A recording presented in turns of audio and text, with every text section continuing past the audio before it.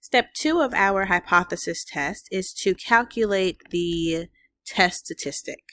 In order to calculate the test statistic, we have to know that we are using the correct test statistic formula.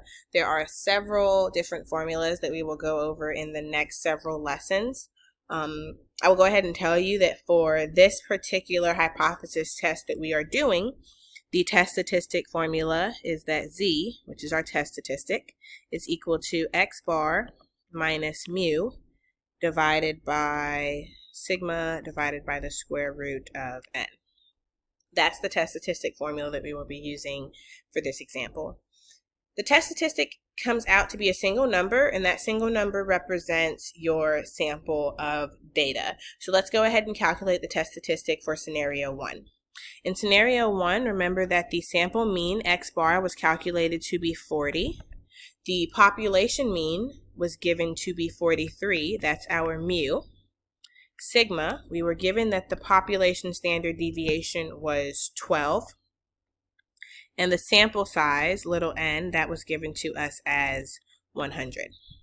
And I'll just scroll up real quick to show you where I'm getting these values from. They're coming from the original example. So we were given that it should be 43 grams. That tells us that mu is equal to 43. Each of the friends weighed 100 candy bars, so this is our n, our sample size is 100. And we're assuming that the population standard deviation is 12, and so our sigma is 12. Again, remember, we're working with scenario 1, and so our X bar is equal to 40 grams. So now that we have all the values to calculate our test statistic, our numerator comes out to be a -3. The denominator, 12 divided by the square root of 100, will give us a positive 1.2. And -3 divided by 1.2 is equal to 2.5.